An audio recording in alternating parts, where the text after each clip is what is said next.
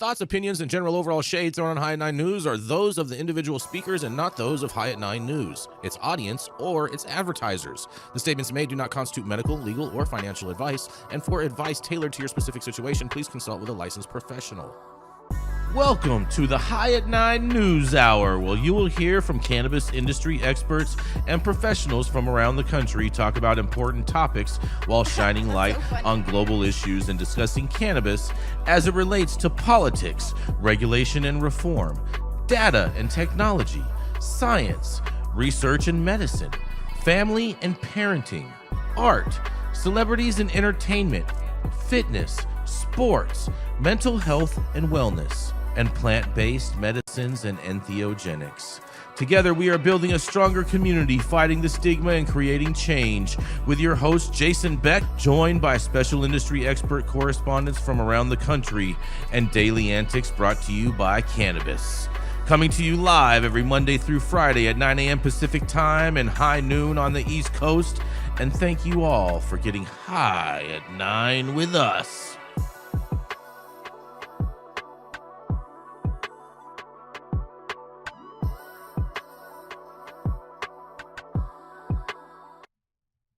Oh, yeah. Good morning, everybody. That's right. It is Monday, November 10th.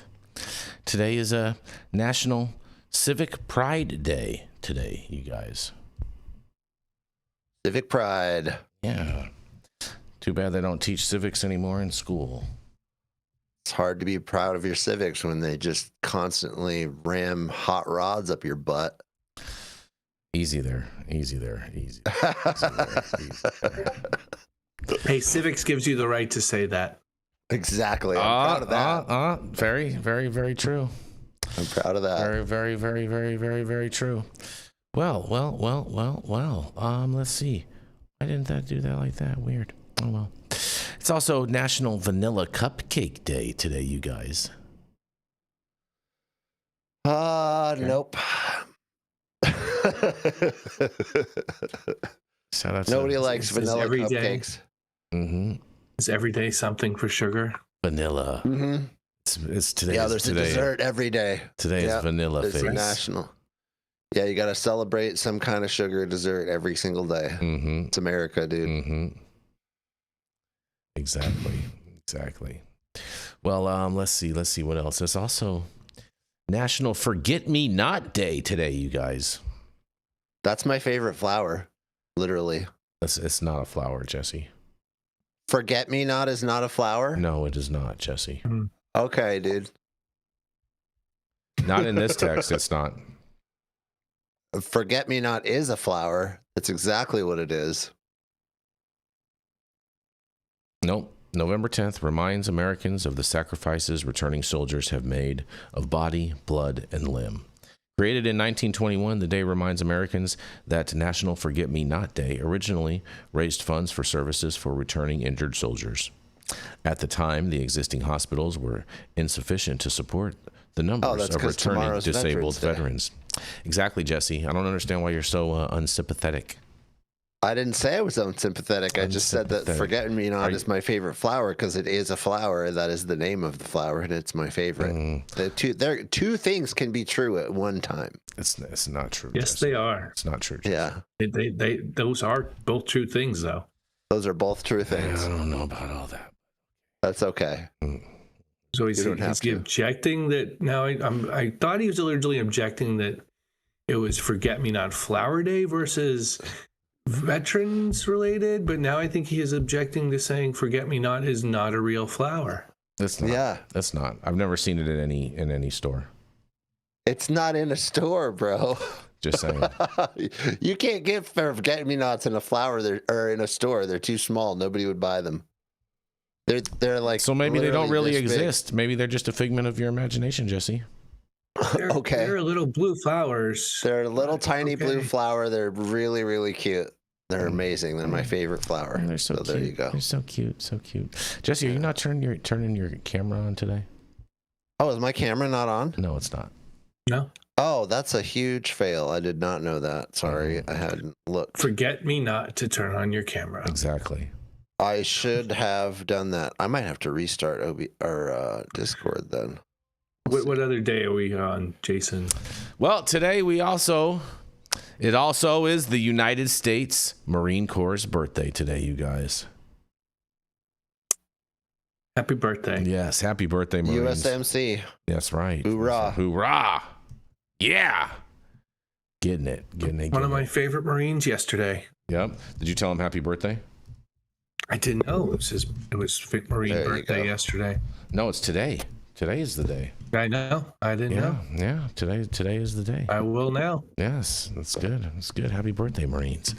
And thank you all for joining us and getting high at 9 with us. It's also high noon on the East Coast. And please remember to like, share, and subscribe to us on all social media platforms. You can look up above and down below to see exactly where we live on the internet. And we are live every Monday through Friday on YouTube, Rumble, Twitch, X, Instagram, Facebook, Kick, as well as on our very own website at www.highat9news.com. So welcome to everyone joining us from any one of those platforms. And man, a lot of things happen going on over the weekend. This weekend, apparently. But because big alcohol, you guys, big alcohol. It's like 40 ounces.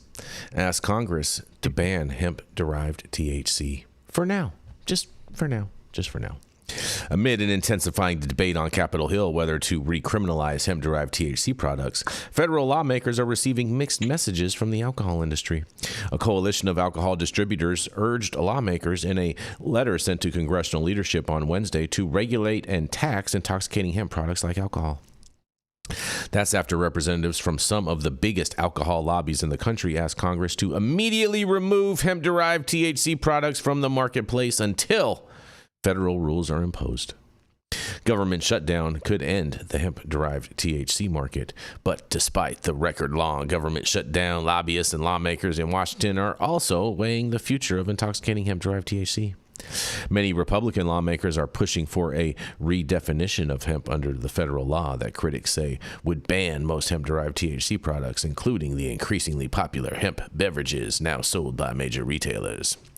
Observers say that it's possible language banning hemp could be inserted into the spending bill that, when signed, would end the shutdown. Alcohol distributors want hemp-derived beverages, and on Wednesday, more than 50 alcohol distributors from across the U.S. asked Congress to regulate and tax consumable intoxicating hemp products rather than ban them.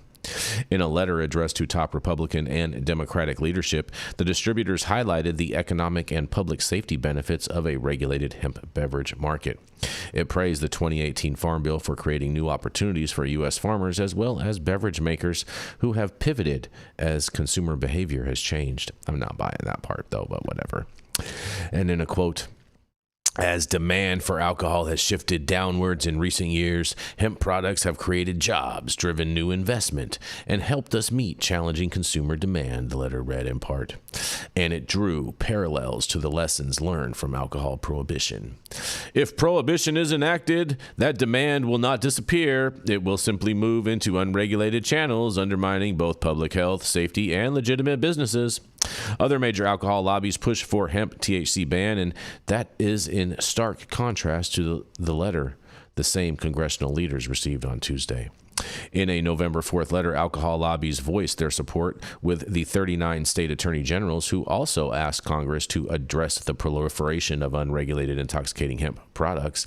And the latter asked Congress to act immediately to remove hemp-derived THC products from the marketplace until a robust federal regulatory framework is established.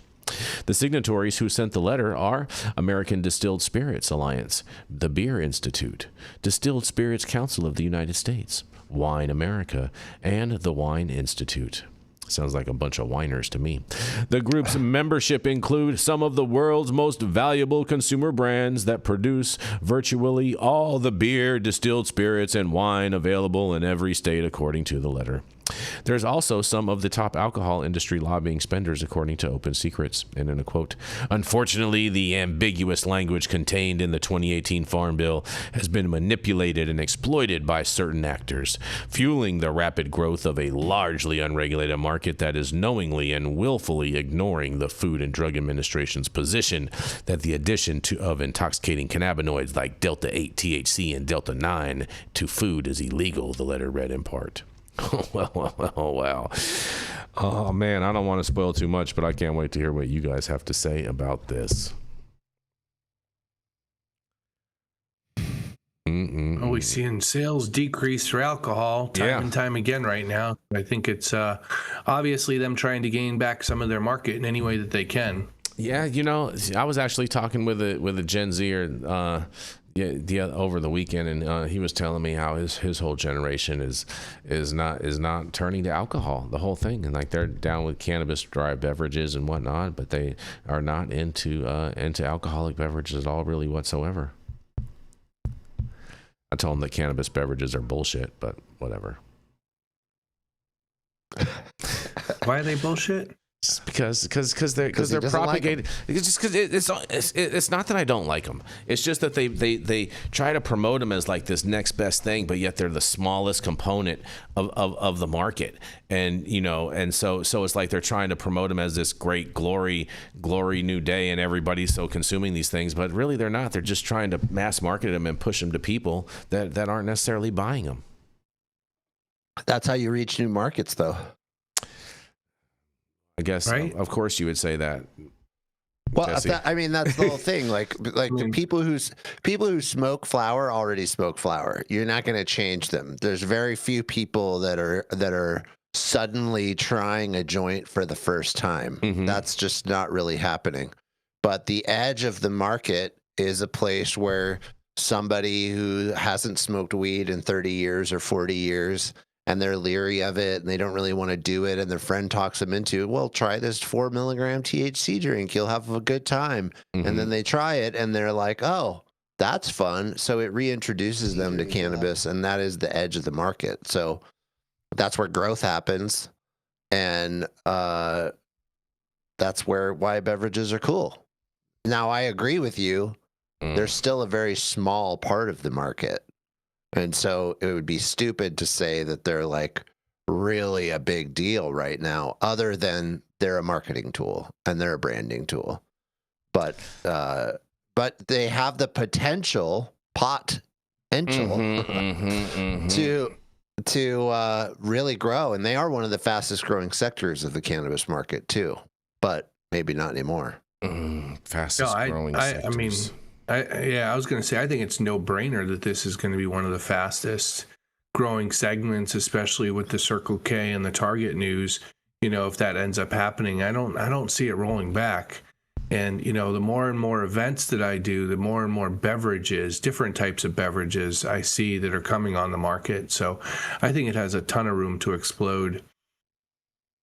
Mm-hmm. Well, the American consumer marketplace has become about segmentation.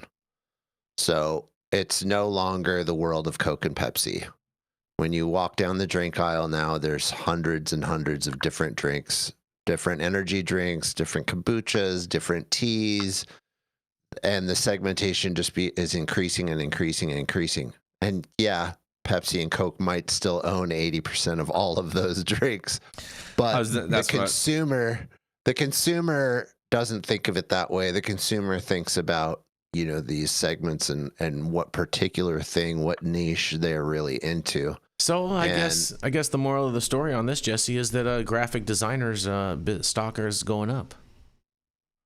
Because that's the only thing that differentiates any of these products is their label.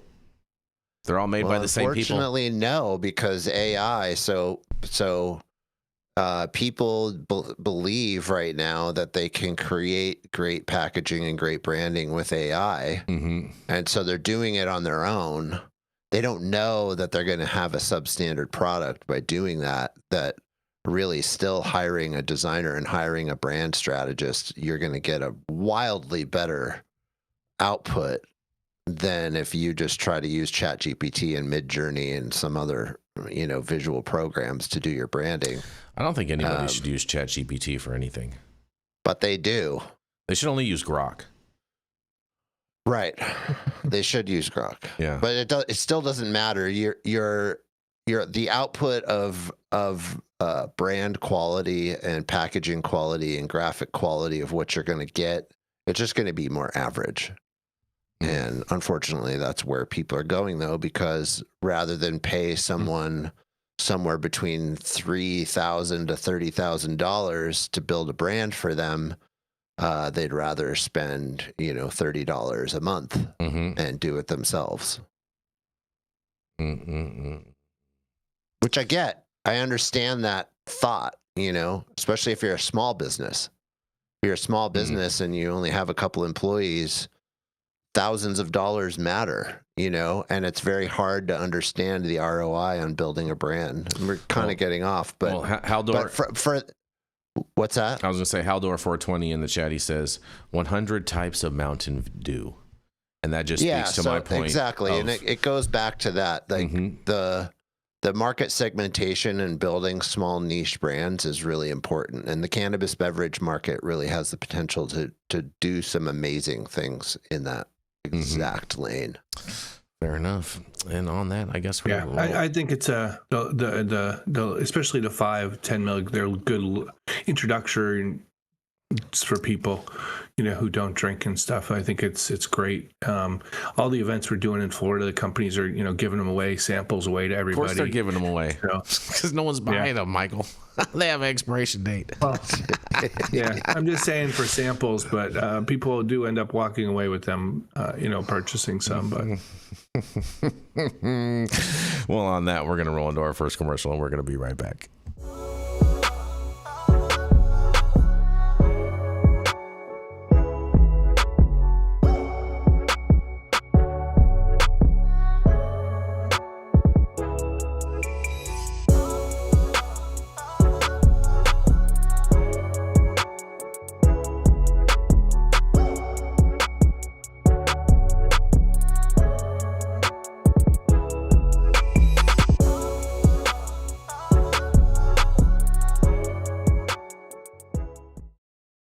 Lemonade. It was so good. It's because it was lemonade, Michael. No, it's infused. Drink lemonade. Well, I got an interesting story, and this one, you guys, is from our very own Rochelle Gordon with Green State today. And man, I really can't wait to hear what you have to say about this, Michael, because there were death threats over a cannabis bill. And it's shaking the lawmakers. That's right.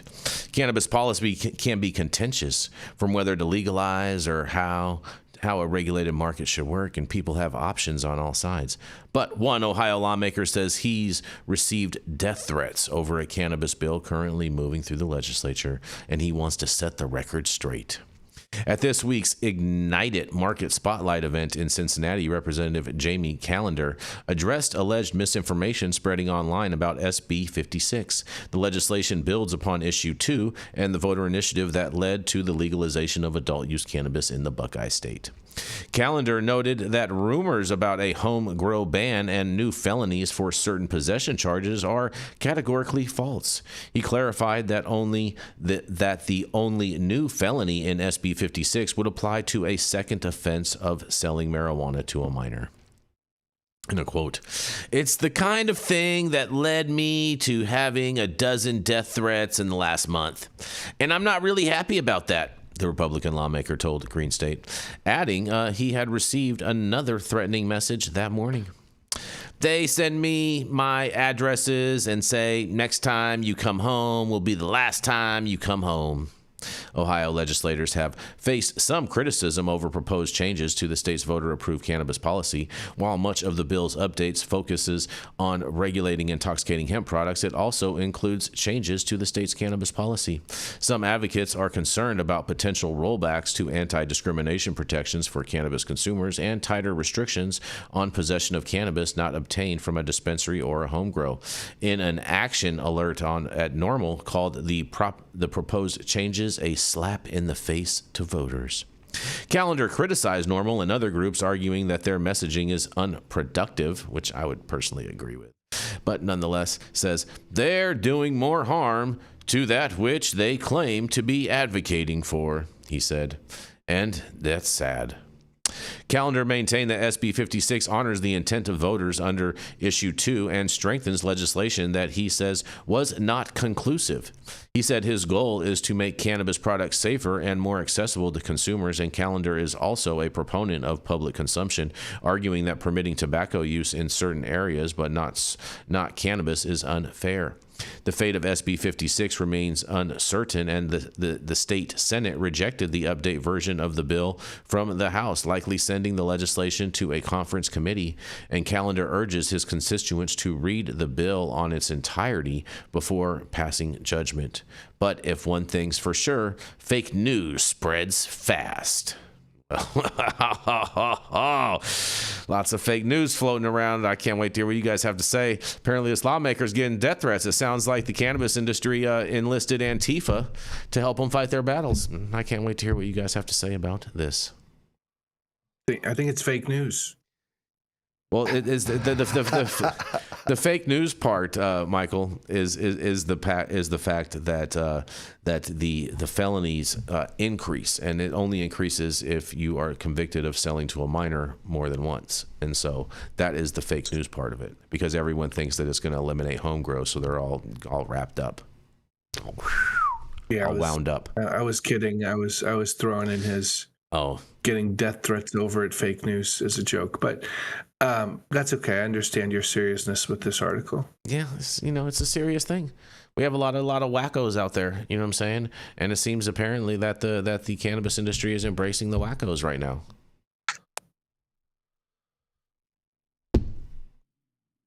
Some will say it's made up of them. I was gonna say we're quite the party. I mean, to me, this goes against everything that cannabis people say that they're about. You know what I'm saying? You know what I mean? And this goes against everything that we say of why, you know what I'm saying, why all of the stigmas around cannabis and violence and this and that are total ridiculousness. But this is help reinforce that narrative that we know is untrue, even though it's an outlying situation. It's not a good look. Well, this is a broader cultural problem. I mean, the internet has fostered this ability for people to be anonymous, and even if they're not anonymous, they have no problem just crawling up someone's posts or articles and saying outlandish things that you would never say face to face. And 99, not more than that. I mean, most of the time, these threats are total BS. They're not real. Nobody's going to actually do anything. They're just saying, I'll kill you. You suck. I don't know, bro. It's all, well, I don't know. Occasionally it's not. And that's the problem, is that you don't know which one is real and which one isn't. And threats, real threats, I mean, they're illegal. I'll put it to you like this. You can't just go to an airport and say bomb. You get arrested. All right, so people just need to, you know what I'm saying, recoil themselves before they just start trying to be keyboard warriors, in a sense. I mean, unfortunately, I don't know how they enforce that, because the amount of people who threaten people's lives online every single day, and the fact that that is totally illegal, and how do you enforce that? We don't have enough. Well, I'll put it to you like this: I've been watching videos on social media of people that are saying certain things online, and police actually going up to their door and questioning them about it. Well, cybercrime is growing in states. More and more states are creating and enacting laws and statutes around like cyberbullying and harassment and things of that nature. So I think that will continue to evolve. But realistically, no one should be getting rid of home grow. Yeah, well, the bill doesn't. But all the wackadoodles, you know what I'm saying, that don't read bills and just, you know what I mean, think that. Yeah. The cannabis industry overall just needs to smarten up, in my opinion. Well, that's America in general, too. That is America in general. That part is true, too, Jesse. That part is very true. No, I just agree with that, too. Just a good sample of what it's a microcosm, really like. Right? It's a petri dish of America. Very much so. Well. All right. I feel sorry for this calendar guy that he's getting all these death threats. what I'm saying? It's just trying to make sure that people aren't, people that sell stuff to minors are going to jail. And I support all that. I'm not mad at that. Yeah, I also think he's got to be getting fucking death threats about other stuff. Like, this can't be the first time as a lawmaker he's gotten death threats over something. Like, if you're in the public sphere and you're a lawmaker, you're getting death threats over all kinds of things that you do. And especially, is it coming now from kids? Because what adult is going to be sending him a death threat because he doesn't want to sell to minors? But I don't know. The whole story is a little interesting. Well, there's some other stuff, right? He's also, there's some other tightening going on here, like tax things, and this article doesn't really flesh it out. I tried to kind of look, but there's some other stuff besides that's going on in here. I'll give you a good example. Okay, so my buddy was working for a member of Congress, and this member of Congress was getting a bunch of death threats from this kook for a while. So he was on their watch list. And then later, a number of years later, this kook, all right, you ready for what he did? Is the shooter that went and shot up the Congressional League baseball game and shot at, at Rand Paul and Steve Scalise and a whole number of other congressional members. And so these people, once you start throwing that stuff out there, like, you throw their ass on the list. These people are your usual suspects when shit goes down. These people are out of their freaking mind. Yeah, I agree with that. Yeah. Yeah, there we go. Case mental health in this country drives people to insanity. Yeah. Oh man, Speaking of insanity, make sure you order a case of liberal tears. The link is in our bio. You know what I'm saying? And on that, we're going to roll right into Mr. Michael. Oh, what's that, Michael? Go ahead. I was going to say, and that is not an infused drink. That is not an infused. It's infused with caffeine to get you on the go. You know what I'm saying? And zero sugar. Oh, it is infused. Yes, it's infused with caffeine. No cannabis products. You know what I mean? I bet the guy who started caffeine said the same thing. There was haters then too. I'm sure all those dang caffeine drinks. Yeah. Oh man, you may be right. You know what I'm saying? Maybe there was a high on caffeine news back then. You never know. Well, the coffee manufacturers were those darn energy drinks. Those are gonna come to nothing. Yeah, 100%. They're just Red Bull's a sugar. joke. They're just mainlining sugar. Well, on that, we're going to roll right into attorney at law, Mr. Michael Minardi.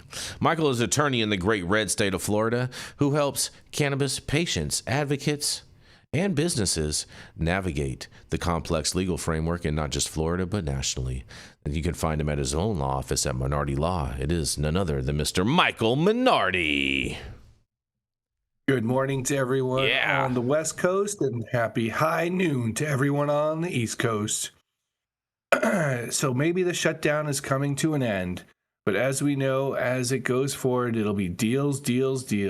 Yeah. So this congressional deal would ban many hemp THC products while excluding provisions to let VA doctors recommend medical marijuana. Newly released spending legislation negotiated by congressional leaders would federally recriminalize many hemp-derived products. It also excludes provisions previously passed by the House and Senate that would have allowed Department of Veterans Affairs doctors to begin issuing medical marijuana recommendations to their patients. So crazy considering Trump's Truth Social post. The new measure, if enacted into law, would ban certain hemp products that were legalized under the 2018 Farm Bill, signed into law by President Donald Trump during his first term. The negotiated bill prevents the unregulated sale of intoxicating hemp-based or hemp-derived products, including Delta-8, from being sold online, in gas stations, and corner stores, while preserving non-intoxicating CBD and industrial hemp products. A summary published on Sunday by the Senate Appropriations Committee said, under current law, cannabis products are considered legal hemp if they contain less than 0.3% Delta-9 THC on a dry weight basis. The new legislation specifies that within 1 year of enactment, The weight would apply to total THC, including Delta-8 and other isomers.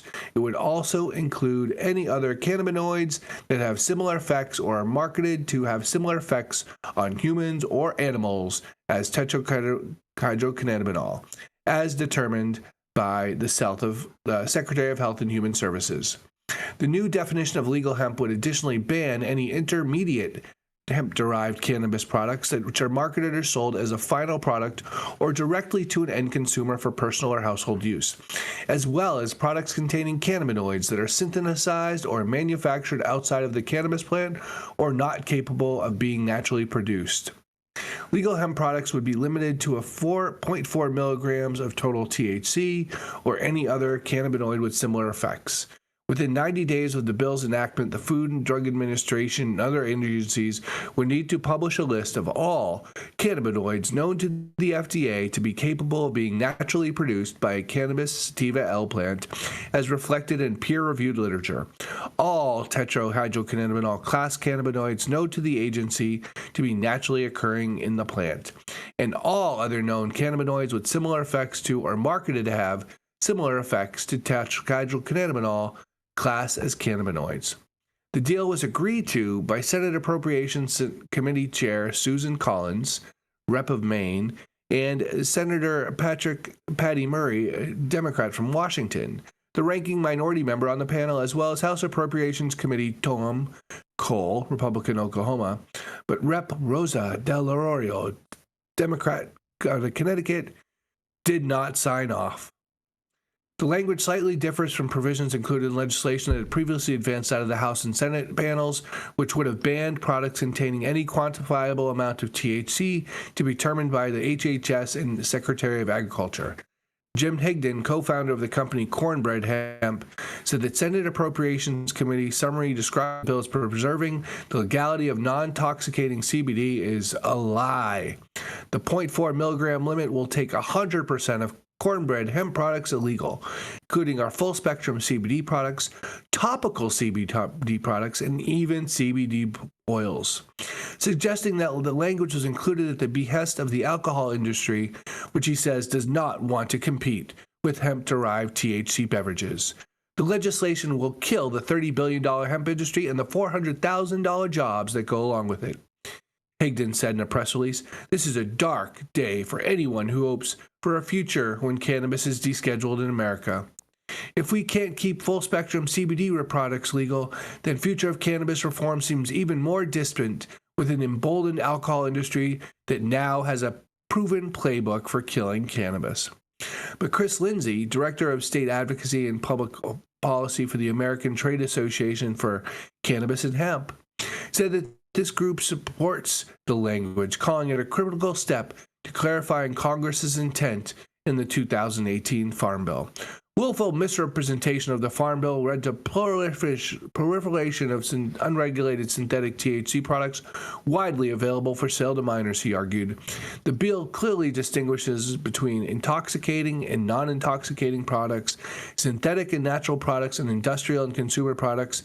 These distinctions create regulatory lanes for hemp-derived products and address perceived loopholes. The bill also pulls off cannabis provisions left to give the VA doctors the ability to recommend medical cannabis to their military veterans and patients where it's legal. None of the language that was in the previous bills is in this bill, and the negotiated bill released on Sunday contains no language on the issue at all.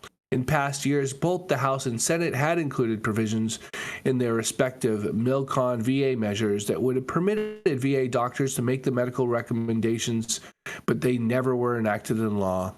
The new Appropriations Act is part three of a three-bill package to fund various federal agencies for 2026. It is expected to be considered in the Senate soon, along with a continuing resolution covering other agencies, which together would end the ongoing government shutdown if passed by both chambers and signed into law by President Trump. So this is another absolutely ridiculous bill trying to ban what they created, trying to put the genie back in the bottle. And ironically, I just read an article last week, or even a few days ago, that discussed and stated that they absolutely knew what they were doing when they created the definition of hemp, knew that there were going to be other products that were created out of it that weren't necessarily part of the Delta 9, and they did that to make sure that farmers who grew the hemp would have an outlet for it. So what do you guys think about this new congressional deal that's going to end the hemp industry as we know it? Deals. I mean, I can't say... the hemp industry wanted to just, go free willy, go, what I'm saying, and do everything that they wanted to do and just, no oversight, no anything. And this is what happens. But Patty Murray, I mean, she's such a prohibitionist, that lady. Man. Let me jump in here because Patty Murray is my senator, being a resident of the state of Washington. She's so terrible. Patty Murray is one of the worst human beings on the planet. She is. Like, across the board, every single thing she fights for and does is against the people. Mm-hmm. She works for corporations. She works for big pharma. She does not care about people at all. And she gets paid a ton of money. And on top of that, she can't even use the money to go to the dentist and get her teeth straightened or cleaned. She is absolutely ridiculous and needs to be made fun of and needs to be removed from the state. But somehow she keeps getting elected. What has she been in? She's been in for like 34 years. Forever, bro. For a long time. She is a troll. She's the worst. Well, she's the same height as trolls. She is a troll, dude. She's not the same height. She is a troll. She literally is a troll.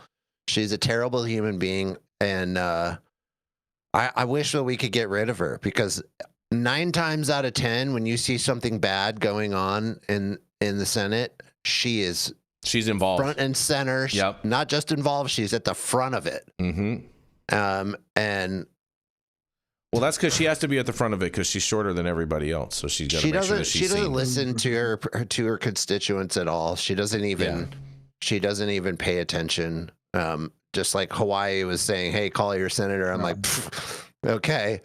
Patty Murray and Maria Cantwell from Washington. I guarantee you, they're both in the middle of this, and they're not going to listen to us. They don't care. They don't care that this is a big deal for their state. That does not matter to them. They work for somebody else. Mm-hmm. Very, very, very true. It's very unfortunate, you know what I mean, overall, that this is how this played out, and they were able to finagle this into this bill. This is, you know what I'm saying, is very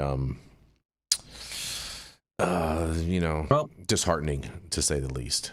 It's a we'll hide the ball and we'll stick it into the budget bill because it's the only thing we're working on, and we need these things to negotiate other issues. Yep. So if we give a little on this, maybe we'll get a little on that, as opposed to, taking every issue and dealing with it separately, as opposed to making a deal, to screw one company over to help another. And that's just, what our capitalist free market economy has created in this cannabis space right now. And it's really got to stop, because, what are we going to do with those jobs for people?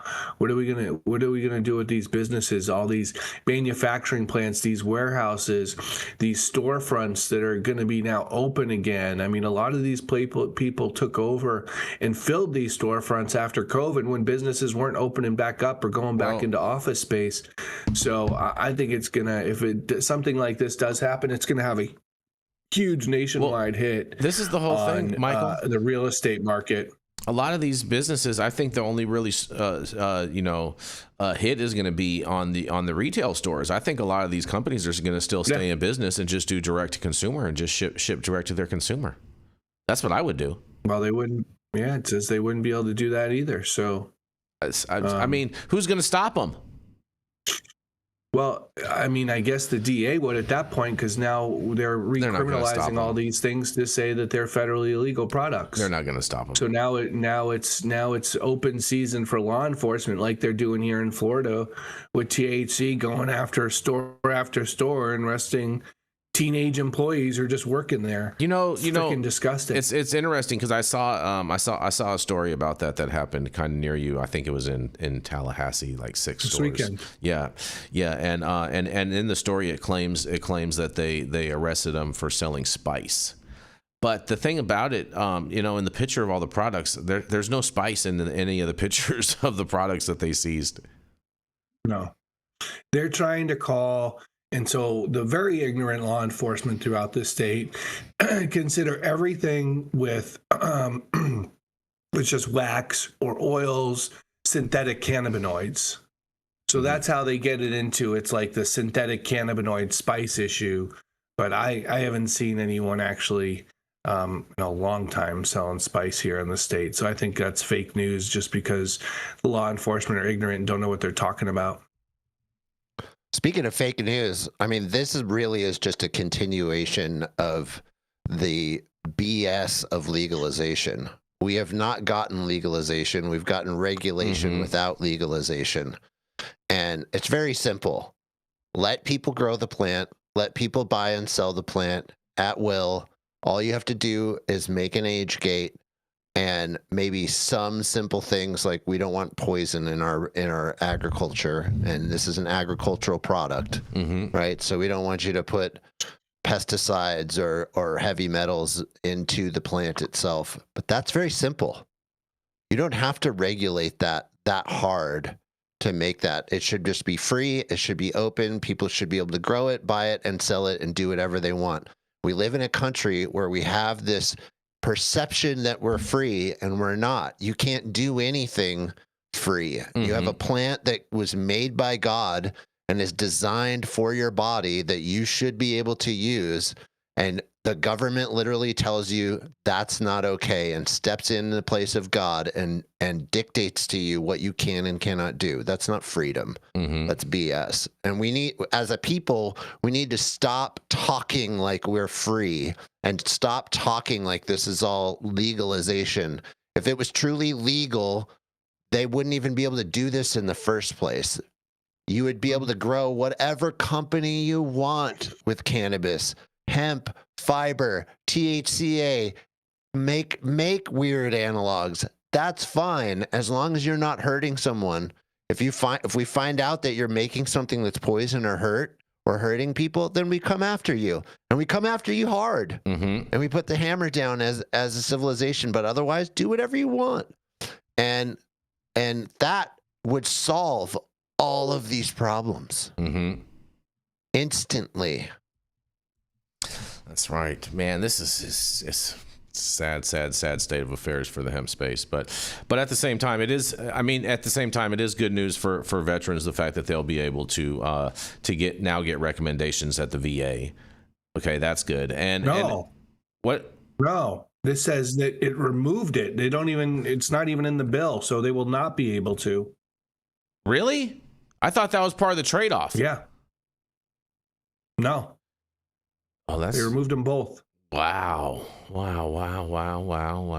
Our senators and Congress people do not care about us. And we need to wake up to this fact that there's some cabal of people that they work for somebody else.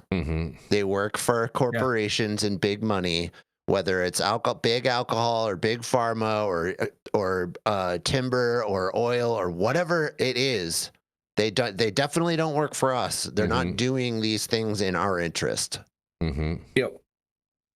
That is 100%. We should all come together on, no matter what. What side of the aisle you're on. Exactly. The American people needs to wake up and realize that this has been going on for a very long time. Yeah. Well, that's very bad news for veterans, especially on today's birthday of the Marine Corps. It's very, very, very unfortunate. And on that, we're going to roll into our next commercial, and we're going to be right back. Every legend has a humble beginning. In world news, leaders are gathering today for the annual summit. I want to tell you something, Che. The government is watching us through the television.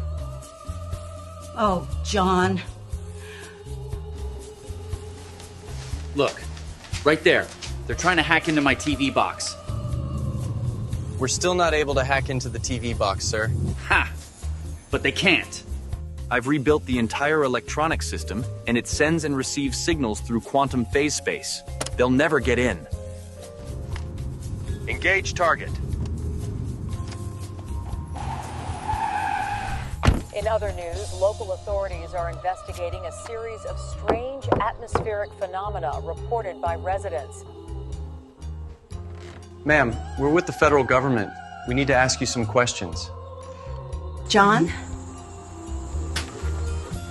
Is there a problem? We've been trying to penetrate your TV box for over 6 months. I told you they were trying to watch us through the TV, but you didn't believe me. We can't get in, and to be frank, we have no idea what you've created. Yeah, that's the point. It's called privacy. You know what the Fourth Amendment guarantees? All we know is that we can't get inside. We want to know if you can create one for us. QUX. Even the government wants one.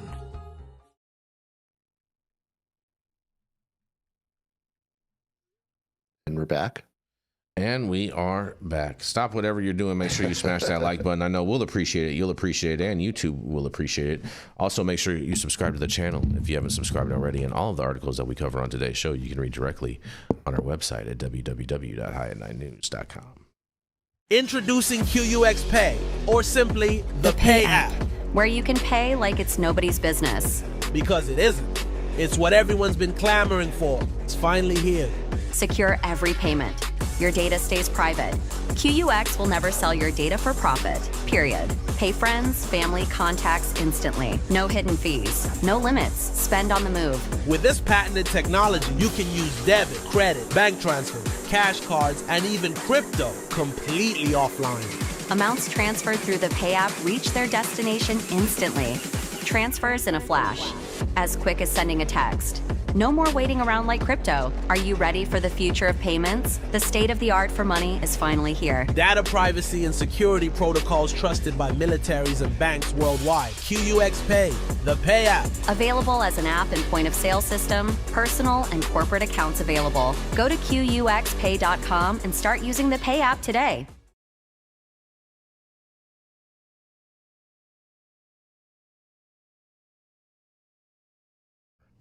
Back, you guys. We are back, and we're going to roll right into Mr. Jesse Barney.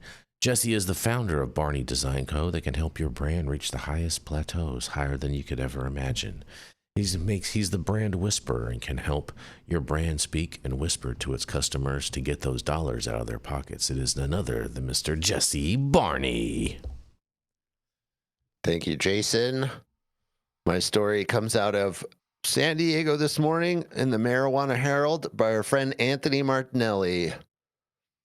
San Diego officials are moving to tighten oversight of the city's marijuana market amid complaints that unlicensed delivery operators are skirting local rules and undercutting licensed retailers.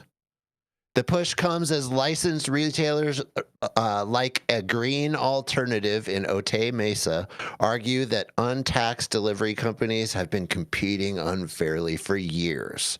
The dispensary has sued the city, saying enforcement gaps allow unlicensed sellers to operate openly while legal stores pay a 10% local tax. Attorney Lance Rogers, who represents a green alternative, said unlicensed sellers are targeting customers directly outside legal shops, offering cut-rate products that haven't gone through city or state oversight. He said some illegal operators are even setting up operations just down the road from licensed storefronts. To address those concerns, council member Raul Campillo has introduced a proposal requiring delivery-only marijuana companies to obtain a San Diego license. He said as much as 50 to 60% of marijuana sales in the city may be taking place through unlicensed, untaxed deliveries, often from companies based outside city limits. Under the plan, any delivery business selling within San Diego would be required to report income and pay local taxes. Companies that fail to comply could face steep penalties. The proposal also creates a private right of action, giving licensed dispensaries the option of suing unlicensed operators. Money recovered in those lawsuits would be split between the city and the business bringing the case, though details are still being finalized. Campillo's measure was approved unanimously by the city council. A draft ordinance is expected early next year with a potential start date of July 1st to align with the upcoming budget cycle. This is exactly what I'm talking about. So there's two ways you can go with this.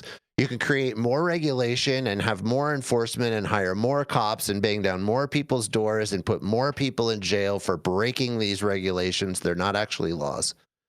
Or you could just open the market, stop taxing people, don't require licenses, and make it easier for people to operate. And then you don't have this fight. People can just run their businesses and just do what they need to do.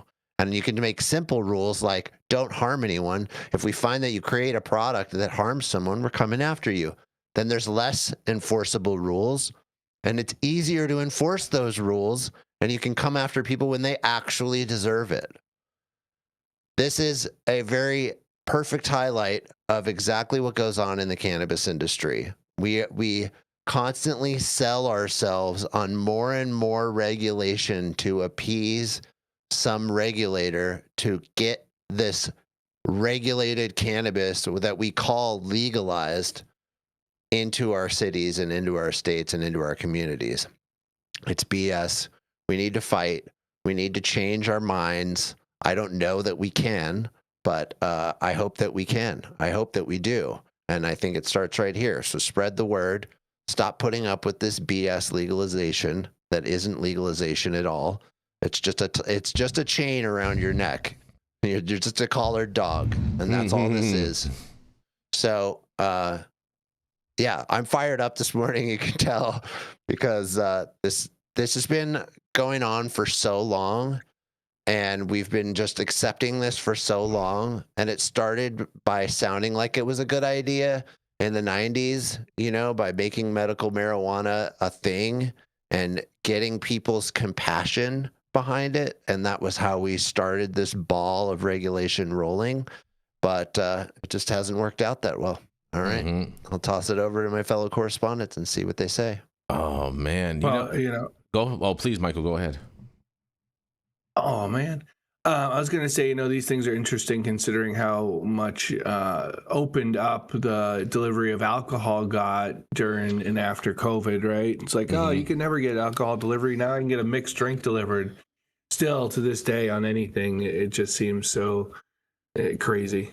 This is I don't understand how they're able to really do this because, the state of California has been very adamant that municipalities can't restrict delivery into their municipalities and whatnot, because there was a whole big fight about this against the League of Cities and the state of California in regards to delivery licenses, saying, hey, yeah, you can ban having stores in your neighborhoods, but you cannot ban delivery drivers from operating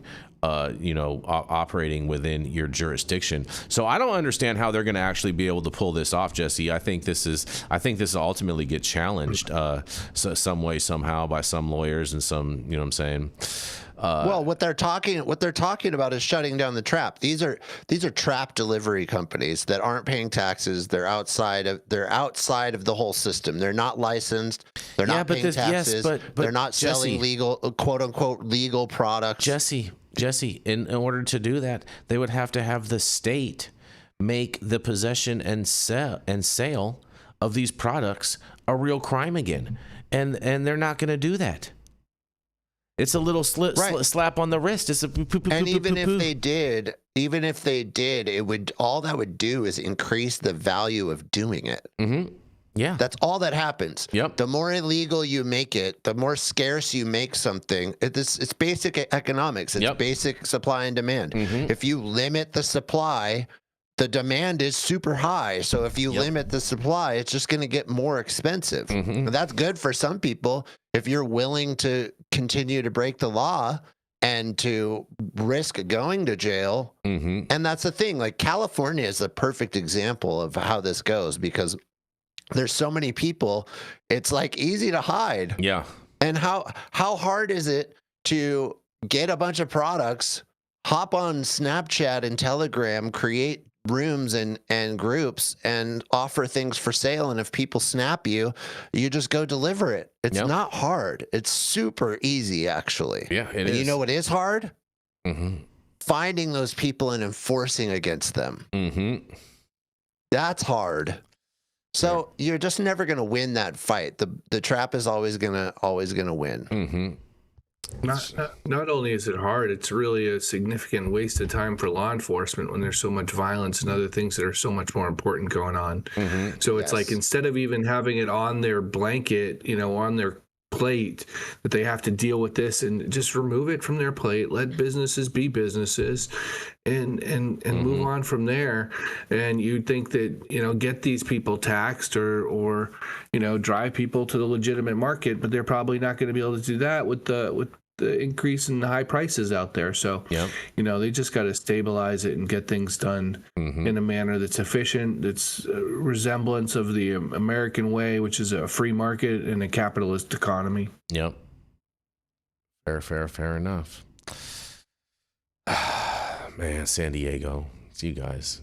You're never going to fix this whack-a-mole problem. Never in a million years. Good luck trying. Look, you're going to waste a lot of money, a lot of revenue. Yeah, all they did was just making it worse. Yeah, exactly. And on that, we're going to go. Well, and probably cost their citizens more money when they get sued. Exactly. Yeah. Exactly right. And on that, we're going to go into our final commercial, and we're going to be right back. I just ordered the summertime strawberry salad when added steak on top here at Anna's. Make sure you do the same thing too next time you're in downtown Long Beach. Come on down and check out Anna's joint on the 400 block of Pine Street. They have amazing selection of beers, foods, and when you come down here to Anna's, you can even challenge me to a game of shuffleboard if you want to lose.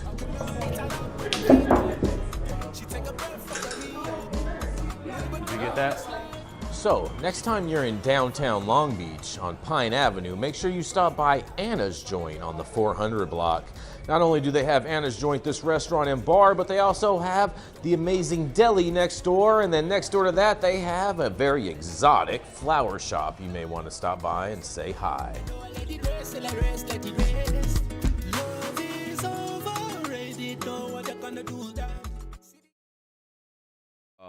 Yes, and we are back, you guys. And a new Florida House bill to expand where smoking is prohibited and ban marijuana smoking in public places, you guys. That's right.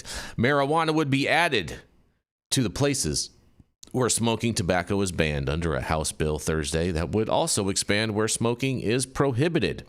The proposal, sponsored by Pensacola Republican Alex Andrade, adds marijuana to a series of outdoor public places where smoking tobacco is already banned, including many locations that smokers may use for breaks at work.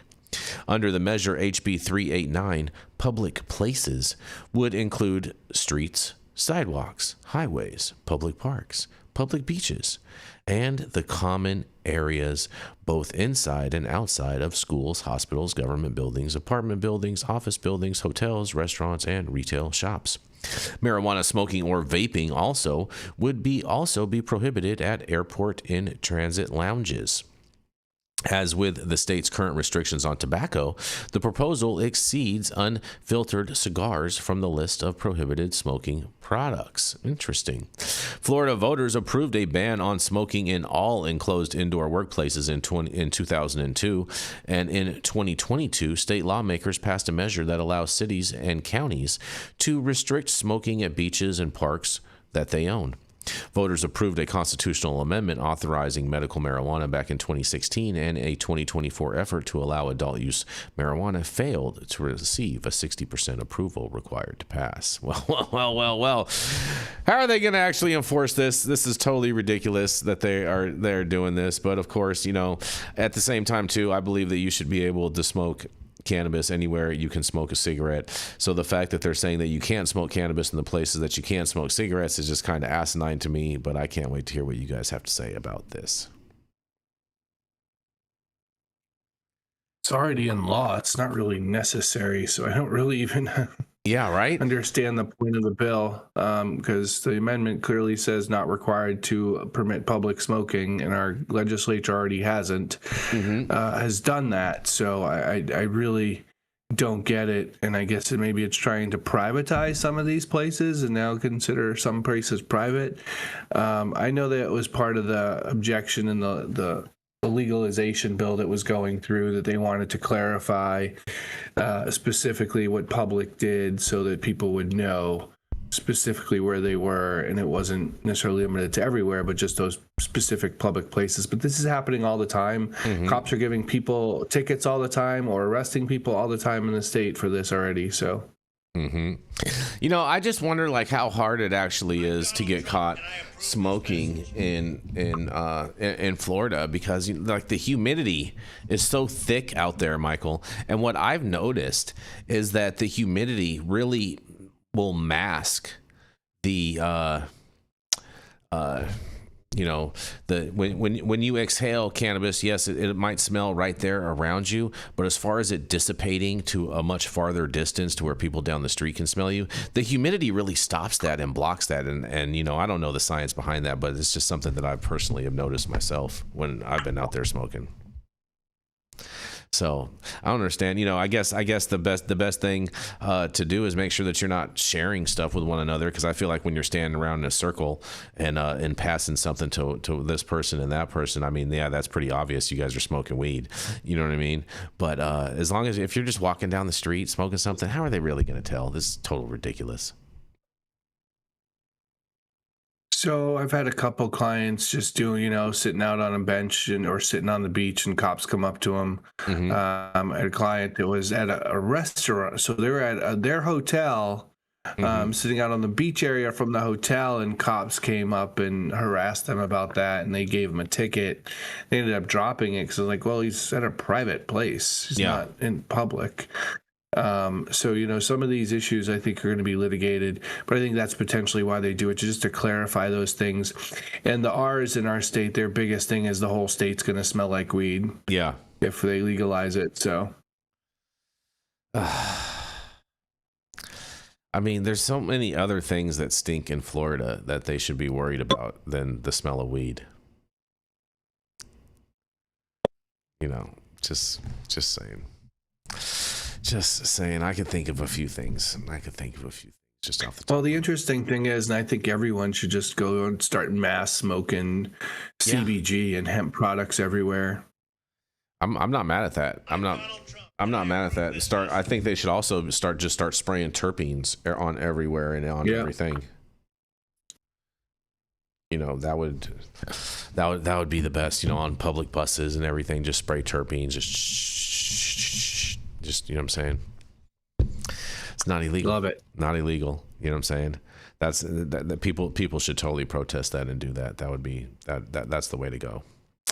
Well, you know, again, another pointless law. Pointless. They're not going to be able to enforce on it. And, you know, there will be some people that get arrested or get fines or whatnot, but you know, 99% of the people that are doing this aren't gonna ever get caught doing anything. No. So it's totally ridiculous, total waste of time. But well, I have one final story for you guys out of the great state of Michigan. And you know what, Michael? I think that this is actually entrapment, and so I'm really excited to hear what you have to say about this, because marijuana shops are asked to snitch on customers in Michigan. That's right. Michigan regulators want marijuana retailers to report customers who possess illegal amounts of cannabis. What? But they're not asking the stores not to sell it, in a quote. It doesn't really make sense at all, said the manager of a store in Upper Peninsula, who asked not to be named over concerns that they may be perceived as criticizing the CRA. I think that what they're saying is, if a customer comes through and wants to buy more than their daily limit is, they want us to call and tell on the customer. Legally, you could sell more, but you'd have to report them.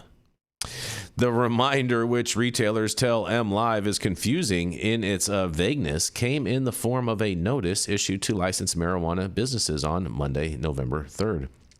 The same communication was sent on April 15th, days before the annual 420 pot holiday, and the notice reiterated an existing rule: a store must report suspected theft, diversion of or criminal activity that occurs at the marijuana business to police and to the Cannabis Regulatory Agency, the CRA, within 24 hours of detecting it. But it included a caveat that caught the attention of some in the industry. This includes, but is not limited to, individual possession of more than twice the amount of marijuana allowed under the Michigan Regulation and Taxation of Marijuana Act. In Michigan, you may transport, gift, or purchase in a single transaction up to 2.5 ounces, including a maximum of 15 grams of concentrate. Possession exceeding the limit is a civil infraction with possible fines, and once the quality exceeds twice the legal limit, it becomes a misdemeanor crime. Store representatives who spoke to M Live interpret this to mean they may sell up to 5 ounces and 30 grams of concentrate to a consumer, because that amount would exceed single transaction limits, and stores split the sale into 2 transactions and issue separate receipts. What the CRA's position has been is that if you ring up more than one transaction and it keeps somebody at or under the limit for a misdemeanor, that person is not committing a crime yet, said Lansing-based Dikema attorney John W. Frazier, who assists cannabis businesses with regulatory guidance. This has been this has been percolating for the last 6 or 7 months, and it's been a topic of discussion that has come up a lot in our calls with clients. No stores MLive spoke to said they have reported customers to police or the CRA for exceeding personal possession limits, and they say, "You're not going to stay in business very long if you start calling the police on your customers, if you're in any business," Frazier said. The CRA wouldn't answer MLive's questions on the topic, and the CRA declined to comment beyond what is outlined in the statute, administrative rule, or agency bulletin regarding reporting requirements or enforcement possesses related to personal possession limit violations, spokesperson David Harn said. The leaves answers to some questions in which this leaves some answers to legal questions in limbo. What happens if the customer leaves the store, returns to their car, and they come back in, Frazier said. I don't know what the CRA position is on that. The UP store manager who spoke to MLive said his dispensary policy requires customers to leave the store and parking lot, which is under camera surveillance, before any additional purchases are allowed. And after a customer leaves, it's possible the marijuana was dropped off at home, where you may possess up to 10 ounces of store-bought weed or legally gifted to someone. In a quote, "We're left to be able to assume they took it to their hunting camp or something," the UP dispensary manager said. "We've got to play stupid to a point. They come in 10 times later and say, 'I'd like to do another 2 orders.'" Kate Halleck, Vice President of Operations for Emerald Fire, which has stores in Coleman and West Branch, said it's a very common practice for customers to make a purchase up to their transaction limits, leave the store, and return to purchase more. This is especially prevalent at border stores because those stores are getting a lot of out-of-state traffic where folks are coming by to buy significant quantities of marijuana and then leaving the state of Michigan, Frazier said. If a customer reaches their possession limit while shopping at another store, there's no way to tell when they arrive at yours, Hawk said. She said information sent to the state after a purchase doesn't include distinct customer information, so regulators can't immediately see if a store violates the 2 transaction limit. So how does the CRA learn about stores that violate those rules? Well, in about 85% of the formal complaints against clients I'm representing, the investigation starts with an anonymous complaint from a former employee who was terminated, Frazier said. So that would be my guess. The CRA picks that up and they request the camera footage. All stores are required to maintain surveillance video of the sales floor that is accessible to the CRA. And while the memo focused on personal possession limits, it also has businesses wondering how the CRA interprets criminal activity. It's not clearly defined in the law, and criminal activity is a blurry concept in the world of cannabis, where there is a patchwork of state laws competing with a federal marijuana ban. Every single one of those customers is committing criminal activity if you start looking at federal law, Fraser said, but I'm sure CRA would say, we'll never apply it in that fashion. If a store were to report a customer, the law requires employees file a complaint with a local police agency, which could include a municipal department, county, sheriff, or even state police, Fraser said. There's a standardized form retailers also complete and send to the CRA, which includes a criminal activity description field.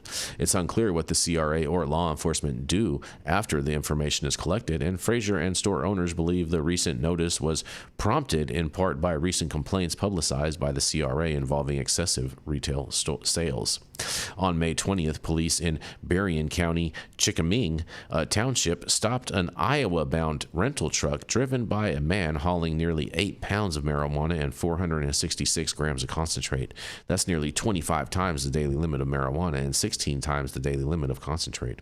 Police notified the CRA because the marijuana appeared to be retail product, and CRA investigators tracked the marijuana to a dispensary named Fire Creek in Battle Creek, according to the formal administrative complaint the CRA later filed.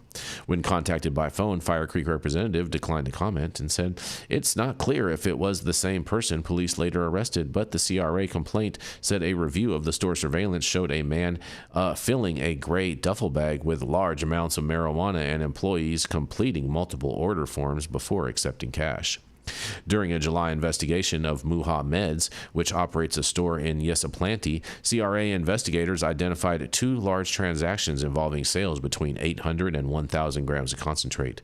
Both were removed from the store by customers who would have possessed up to 33 times the legal limit for concentrate.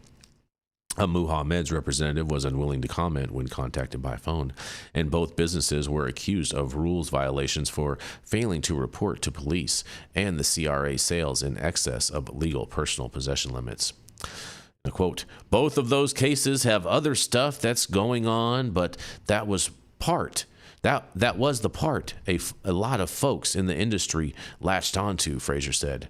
That they got dinged for not reporting criminal activity because a person within their store possessed more than 5 ounces of marijuana. While the CRA communication about criminal reporting and personal possession limits has generated a large amount of industry discussion, Fraser doesn't think enforcing it is a priority. And, in a quote, it's led to a couple of really egregious examples, Fraser said. It's one of those things that's worth reiterating to everybody, because if folks are getting really kind of reckless with it, they're probably not the only ones, and I think probably is the CRA's thought process. Well, I think that's total entrapment, but I can't wait to hear what you guys have to say about this. This is what, man, Trap City. Trap City, Detroit, Michigan. What do you guys got to say about this? They're encouraging you stores to snitch. This is stupid. What company is going to be like, oh, I sold more than I should have, and now I'm going to report it? Well, that's how they stay in compliance, Jesse. That's how they stay in compliance. Yeah. That's how you stay in compliance for doing non-compliant things. Yeah, exactly. I did a non-compliant thing, and the way I stay compliant is by telling you that I did a non-compliant thing. That makes so much sense. I'm going to do it. Yeah. They should have wigs and masks out in the waiting room of the store somewhere that's not recorded, so people can come in and put something else on. Oh man, when they go in for their double dip. It's so the camera doesn't show if they pull it and look at it. Oh man, it's just a great resources. I mean, let's put the people at work. It's funny when FDAX, Florida Department of Agriculture, at one point was, kind of banning some of these hemp substances as HHC. They asked on a call, they asked the operators to let us know if there's other people that aren't complying with the law as well. And it was just exactly mind-boggling. Like, why are we going to do your work for you? Yeah. Like, literally, exactly. Why are we going to take money off of our owners pockets and our tips probably, because if you're double dipping someone, they'll probably be more likely to tip you too. Yeah. So stupid. Exactly. These arbitrary rules that the regulators come up with too of how much weed you can have is just insane. You don't know what's going on. You don't know what people need. You don't know what's happening at all. It shouldn't matter whether or not you have an ounce or a pound or 10 pounds. It's so totally ridiculous. Irrelevant. Yeah. You could only have a 6-pack of beer at a time, so it makes sense. Right. Yeah, no, exactly. Yeah, you're only allowed to have a 6-pack at a time. That's right. Why do they sell 12 packs then? You have to cut it in half, Jason. You have to get it for 2 people. Yeah, you have to have 2 people with you. 2 people, huh? Fair enough. Yeah, you got to show them two when you go IDs. to a stadium and you're buying 2 beers. You're like, where's the other person who's drinking it? Yeah. Oh, it's my 5-year-old. Exactly. You can buy a case of vodka and have that in your house, but you can't have a pound of weed. It's so crazy, bro. Come on. Yeah. This is what I've been saying is like we get sold this bag of goods under legalization, and it's not really legalization at all. True legalization, you'd be able to have as much as you want, grow as much as you want, and nobody could say anything about it. As long as you didn't hurt anybody and no animals are harmed in this process. Yeah. Right? Like, come on. Code 4 Bath Salts wants to know, why is a case 24? Because they're going to give because it's called catching a case. That's the whole point of it. Yeah. You're over the limit. Yeah, it's crazy. I don't know. We should be thinking about this. And I'll bring up Yarrow. It's parody. There is no other industry that we treat this way. None. So the only one that is kind of like that is pharmaceuticals, where they're under lock and key, but that's because they literally are harmful. Yeah, they're like real drugs. Yeah, exactly. But you can still get like 100 oxy for a month worth supply. Yes. You can get whatever your doctor decides to prescribe you, right? Like if they decide that you need 1,000. They can give you 1,000 pills all at once. That they can. Or a morphine patch, right? Yeah. Some morphine patches here. The drip. The limit is whatever the doctor decides the limit is. Exactly. And that actually makes more sense, especially in a medical state, right? That would make more sense that the doctor could say he's allowed to have 20 pounds at once because he's going to be making RSO at home and he needs 20 pounds. Yep. Right? Yep. So such a joke, you guys. Well, that was fun. That was a fun story. I'm glad you guys enjoyed it.